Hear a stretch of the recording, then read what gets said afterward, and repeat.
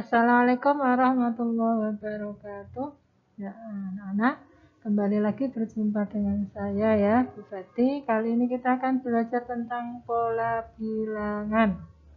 Ya, yang mana pada pertemuan kali ini yang akan kita pelajari tujuannya adalah membuat generalisasi dari pola pada barisan bilangan dan barisan konfigurasi objek, serta menyelesaikan masalah yang berkaitan dengan pola bilangan dan barisan konfigurasi objek. Perhatikan pola bilangan berikut. 1, 4, 4, 8, 9, 14, 16, dan 22. Nah, kira-kira bilangan setelah 22 itu berapa ya? Oke, untuk bisa menjawab ini, kita ikuti contoh-contoh berikut ya.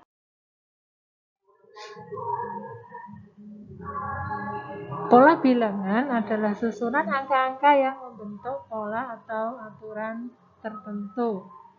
Nah, pada contoh berikut yaitu 2, 6, 10, 14. Angka setelah 14 itu berapa? Atau bagaimana pola atau aturan dari angka-angka di atas? Ya, kalau sudah tahu aturannya maka bisa menambahkan atau mengetahui angka selanjutnya setelah 14 itu ya. Dari 2 ke 6 itu ditambah 4, 6 ke 10 juga ditambah 4, 10 ke 14 juga ditambah 4. Maka angka setelah 14 yaitu 14 ditambah 4, 18. Maka aturan pembentukannya adalah ditambah dengan 4. Ya, contoh selanjutnya 1, 2, 5, 10.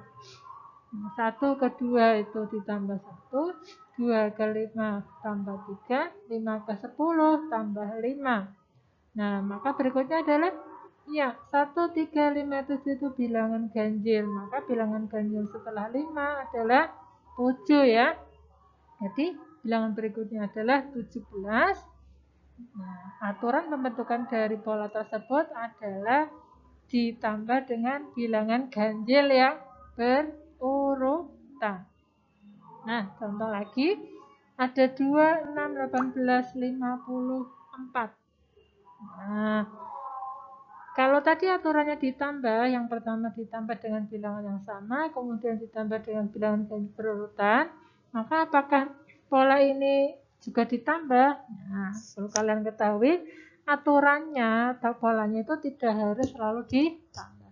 Bisa di operasi yang lain ya, dikali, dibagi, ataupun dipangkat, dan lain-lain. Ya, untuk pola ini yaitu 2 ke 6 itu adalah ya, dikali 3, 6 ke 18 juga dikali 3, 18 dikali 3, nah hasilnya 54, maka berikutnya adalah 54 dikali 3. Nah, ternyata polanya sama ya, semuanya, yaitu aturannya berarti dikalikan dengan 3. Nah, kalau tadi dikali, sekarang kalau ini tidak mungkin dikali ya, ini pastinya karena tambah kecil, yaitu dibagi ya, dibagi 2, 48 dibagi 2, 24, 24 dibagi 2, 12, 12 dibagi 2 lagi, yaitu 6. Jadi aturannya adalah dibagi dengan 2. Ya, contoh berikutnya. Nah, kalau tadi kita lihat dari satu bilangan ke bilangan yang lain itu loncat 1. Nah, pada pola ini itu ya, ternyata bilangannya loncat.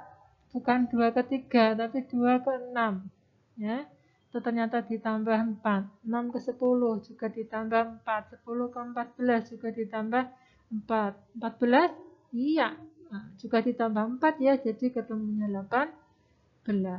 Nah, untuk mengisi angka di sebelah kanan 18 yang merah ini, maka kita lihat polanya, yaitu loncat lagi ya, 3 ke 8 itu tambah 5, 8 ke 13 ditambah 5, 13 ke 18 tambah 5, maka 18 ditambah 5 yaitu 23. Ya, kita lihat satu contoh lagi. Ini juga merupakan pola dengan aturan loncat ini ya. Min 3 ke min 18 dikali 6. Ini juga dikali 6. Maka berikutnya juga dikali 6. Nah, loncat satu-satu ini ya. Meloncati satu angka gitu ya.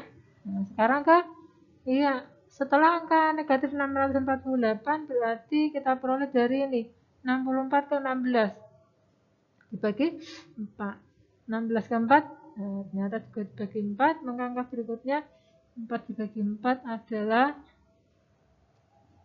1. Ya. Oke, mudah ya.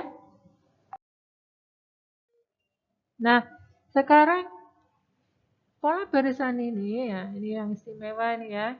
2 ini diperoleh dari 1 tambah 1. Kemudian 3 diperoleh dari 2 ditambah 1. Maka angka berikutnya adalah diperoleh dari 3 tambah 2, yaitu 5. Nah, kalau dilihat aturannya, nah, maka pembentukannya ini adalah menjumlahkan dua angka di depannya ya. Menjumlahkan dua angka di depannya. 2 dari 1 tambah 1. 3 ini angka di depannya adalah 21 dijumlahkan. Nah, kemudian dua angka di depannya 23 jumlahkan 5. Nah, yang aturannya seperti ini disebut sebagai barisan Fibonacci. Oke. Nah, sekarang ini adalah pola barisan yang seperti membentuk segitiga ya. Nah, ini disebut sebagai pola barisan segitiga Pascal. Nah, bagaimana aturan atau pola dari segitiga Pascal? Cara membuatnya bagaimana? Yuk, mari kita simak bersama ya. Paling atas ini adalah angka 1, dia adalah baris pertama. Bawahnya ada angka 1, 1. 1, 1. Ini adalah baris yang kedua. Untuk memperoleh baris yang ketiga, caranya dengan, nah ini 1 dengan 1 jumlahkan, letakkan di tengahnya. Kemudian samping kanan dan kiri, ini merupakan baris yang ketiga. Untuk memperoleh baris yang keempat, maka caranya sama. 1 dan 2 dijumlahkan, letakkan hasilnya di tengahnya. Nah, 2 dan 1 ya. Dijumlahkan, letakkan hasilnya di tengahnya. Nah, samping kanan dan kiri adalah 1. Inilah 1, 3, 3, 1 merupakan baris yang keempat. Nah, dengan cara yang sama, kita akan memperoleh baris yang kelima. Ya. 3 tambah 3, 6. Kemudian 3 tambah 1, 4. Samping kanan dan samping kirinya adalah 1. Jadi baris kelimanya adalah 1, 4, 6, 4, 1. Nah, kalian bisa mencari sampai baris yang kalian mau ya. Jadi tidak hanya sampai baris yang ke-5 dengan cara yang sama seperti tadi.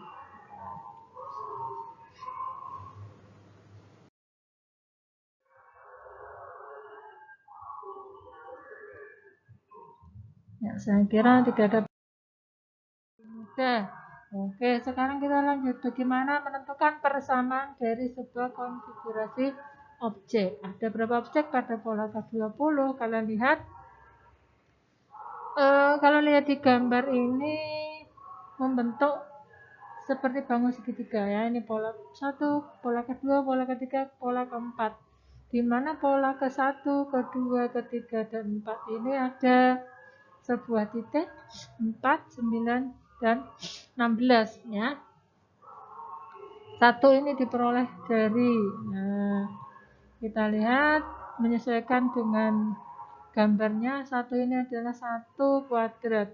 4 ini pola kedua, berarti 4 sama dengan 2 kuadrat. 9 ini pola ketiga, jadi 3 kuadrat. 16 ini pola keempat, 4 kuadrat. Maka pola ke-20 adalah 20 kuadrat atau sama dengan 4 Sehingga rumusnya untuk pola ke N adalah N kuadrat.